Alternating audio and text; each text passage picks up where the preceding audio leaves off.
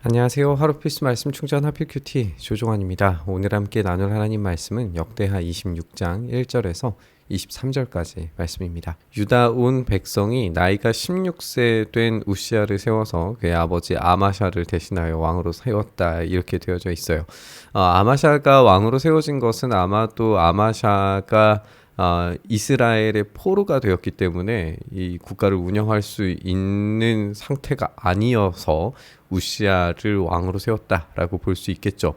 아마샤 왕이 그의 열조들의 묘실에 누운 후에 우시아가 엘롯을 건축해서 유다에 돌렸다, 이렇게 되어져 있어요.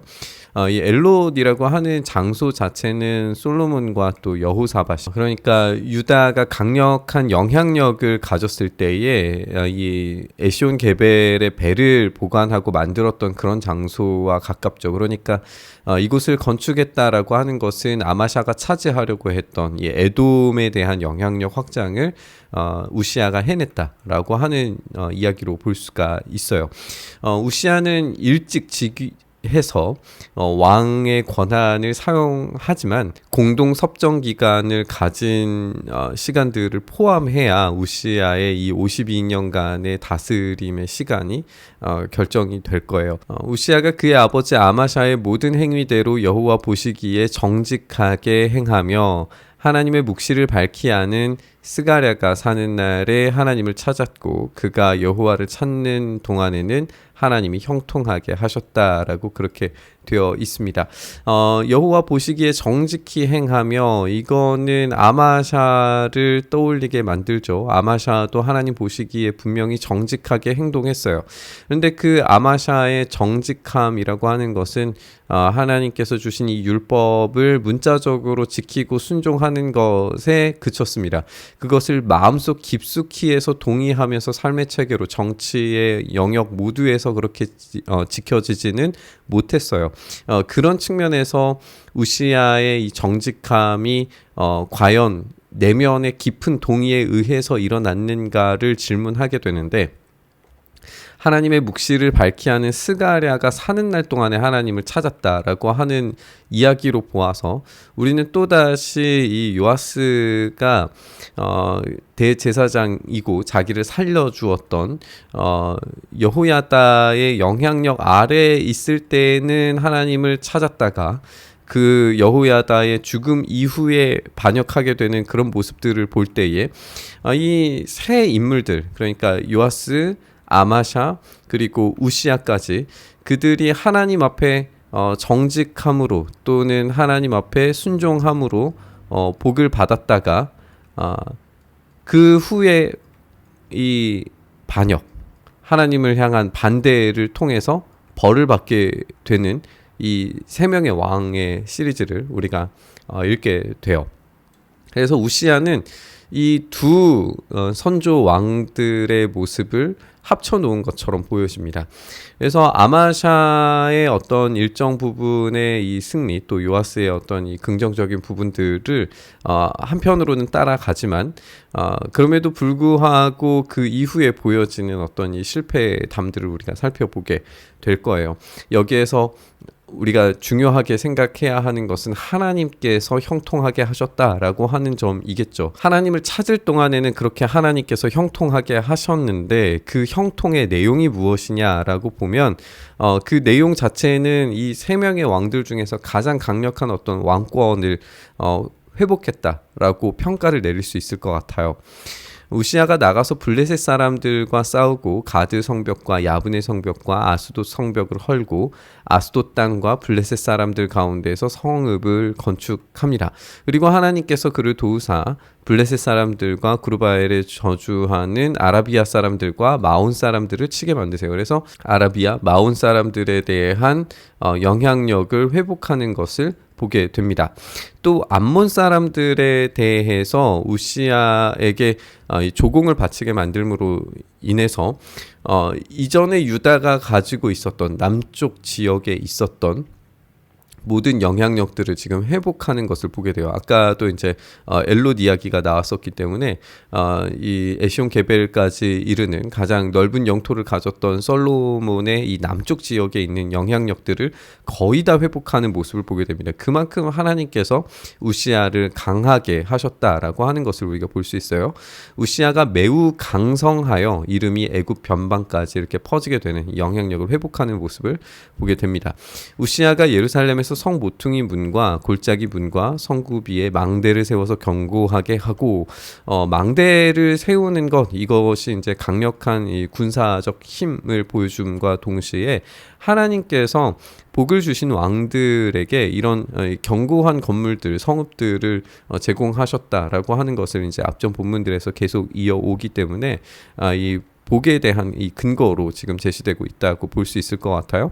또 광야에 망대를 세우고 물 웅덩이를 많이 파고 고원과 평지에 가축을 많이 기르고 여러 산과 좋은 밭에 농부와 포도원을 다스리는 자들을 두었으니 농사를 좋아함이라.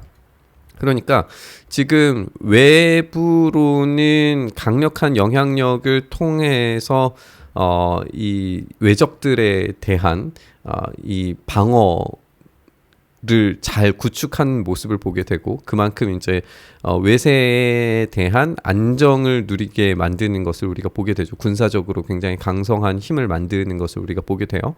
그리고 또 이 내부적으로는 이 경제적인 것들일 수 있는데 또 이 국가적인 이 개발이죠. 그래서 내치도 굉장히 잘한 것으로 보여져요. 그래서 물 웅덩이나 또 가축을 많이 기르는 농장을 건설하는 일이나 또 산과 밭에 이 농부와 포도원을 다스리는 자들을 많이 두었다라고 하면서 이제 이 산업 개발에도 굉장히 큰 업적들을 세운 것을 보게 돼요.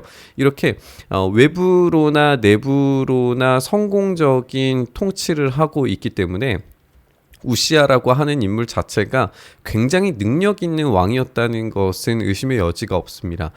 이런 강력한 능력을 가지고 하나님께서 복을 주셨고 부강하게 만드심으로 말미암아서 이 우시아 시대에 다시 한번 유다가 강력한 영향력을 떨칠 수 있게 된 것은 분명한 사실이에요. 군사적 성공에 대해서 이야기를 하는데 우시아에게 또 싸우는 군사가 있으니 서기관 여이엘과 병장 마야세야가 직접 조사한 수요대로 왕의 지휘관 하나냐의 휘하에 속하여 떼를 지어 나가서 싸우는 자가 있었는데 족장의 총수가 2600명 모두 큰 용사였다라고 소개하고 있고요.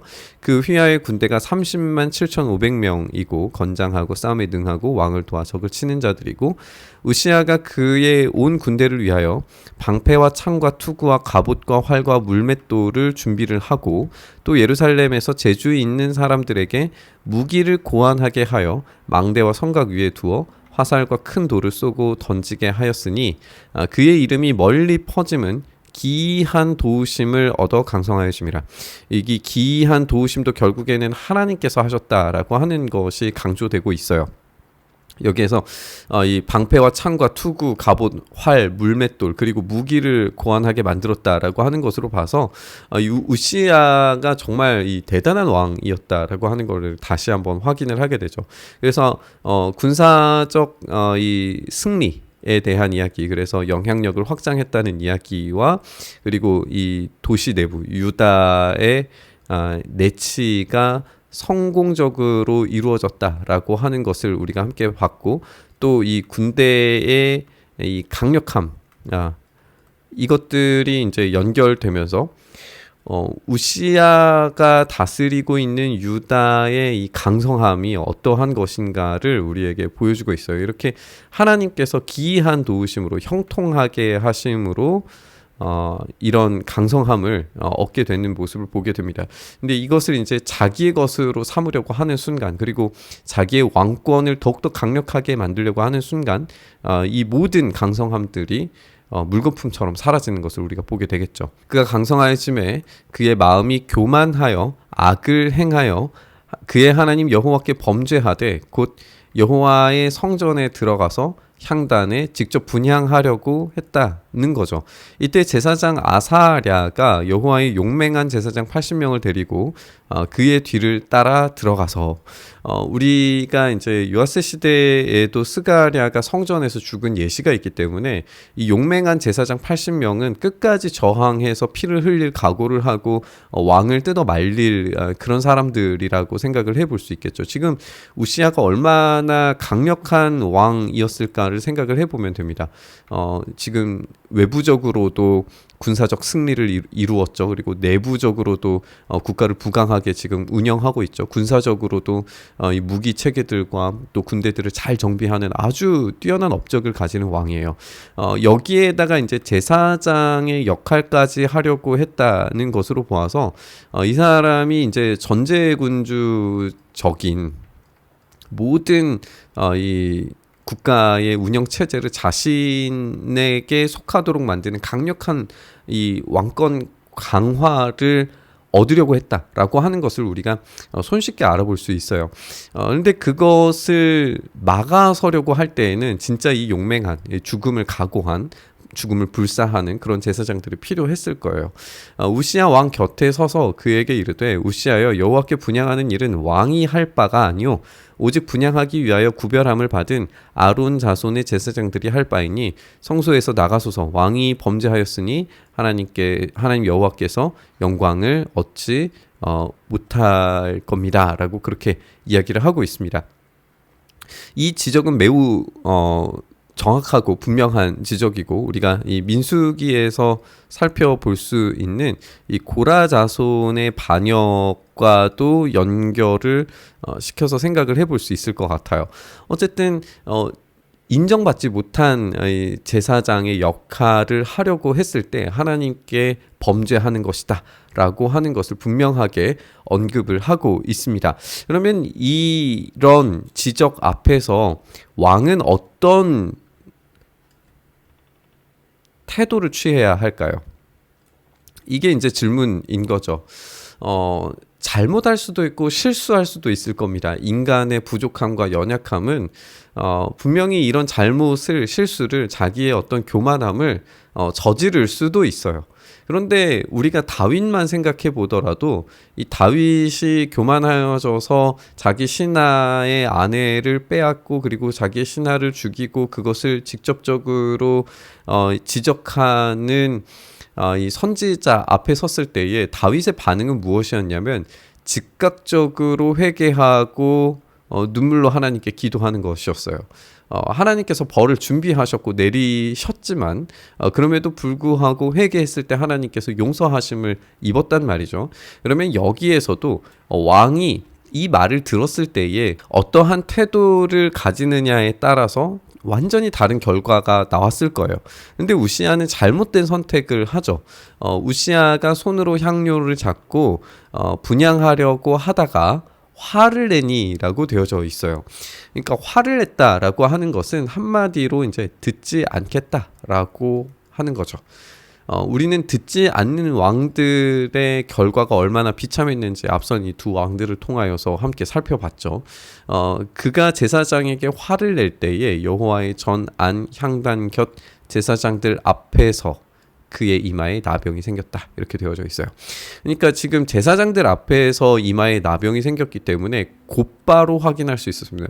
원래대로 하면은 발병하고 난 다음에 제사장에게 가서 검사를 받고 그리고 이것이 나병인지 아닌지 확인 절차를 거친 후에 이제 이 분리 조치들이 일어나게끔 이제 되어져 있죠. 근데 제사장들 앞에서 곧바로 나병이 생겼기 때문에 더 이상의 확인 절차가 복잡하게 이루어질 필요가 없어요. 긴급하게 이루어져야 될 겁니다. 왜냐하면 여기가 지금 여호와의 전 향단 곁 가장 거룩한 곳으로 나아가는 곳이기 때문에 여기에서는 곧바로 조치가 필요했어야 했어요. 대사장 아사랴와 모든 제사장이 왕의 이마에 나병이 생겼음을 보고 곧바로 판결을 내리죠. 성전에서 급히 쫓아내고 여호와께 치심으로 왕도 속히 나가니라. 지금 왕을 하나님께서 치셨다라고 하는 것이 자기에게도 느껴진 거죠. 그래서 속히 나가게 되는 것을 할 수밖에 없었습니다. 그래서 우시야 왕이 죽는 날까지 나병 환자가 되었고, 나병 환자가 되매 여호와의 전에서 끊어져서 별궁에 살았으므로 그의 아들 요담이 왕궁을 관리하여 백성을 다스렸다, 이렇게 되어져 있습니다. 우시야의 남은 시종 행적은 아모스의 아들 선지자 이사야가 기록하였더라, 이렇게 되어져 있어요. 이사야는 이제 자기의 소명을 받았던 때 자체가 우시야가 죽던 해이기 때문에 아마 이전에 있었던 기록들을 모두 모아서 지금 이 기록들을 만들었다라고 생각을 해볼 수 있을 겁니다. 우시야가 그의 조상들과 함께 누움에 나병 환자라고 해서 왕들의 묘실에 접한 땅, 곧 그의 조상들의 곁에 장사를 하게 됩니다. 결국에는 죽음 이후에도 분리를 겪게 되는 것을 보게 되죠. 하나님의 성전에서 분리되고, 그리고 왕궁에서도 분리가 되고, 죽음 이후에도 분리가 되는 아주 끔찍한 그런 결과를 얻게 되는 모습을 우리가 보게 됩니다. 결론적으로 우리의 삶의 주인이 누구신가를 고백하는 것이 얼마나 중요한가 생각해 보게 됩니다. 하나님께서 강력한 능력으로, 은혜로 우리의 삶에 정말 일하고 계실 때, 그때의 진짜 참된 겸손이야말로 하나님께서 주시는 그 은혜를 온전히 누릴 수 있는 방법이다라고 하는 점을 우리는 깊이 생각하고 또 생각해야 되는 줄 믿습니다. 우리의 삶의 주인이 오직 주님이십니다. 고백하면서 나의 삶을 온전히 주님께 드리는 삶 살기를 간절히 결단하면서 우리 묵상의 자리로 나아가시죠. 주님, 그렇게 우리의 삶 오직 주님의 것 되기를 원합니다. 주님, 우리가 교만함으로 쌓여지지 않고 오직 주님께서 주신 것들을 온전히 누림으로 우리의 삶을 살아갈 수 있도록 역사하여 주시옵소서. 이렇게 우리의 삶 붙들어 주시기를 간절히 바라고 소망하며 우리 주님 예수님 이름으로 기도드리옵나이다. 아멘.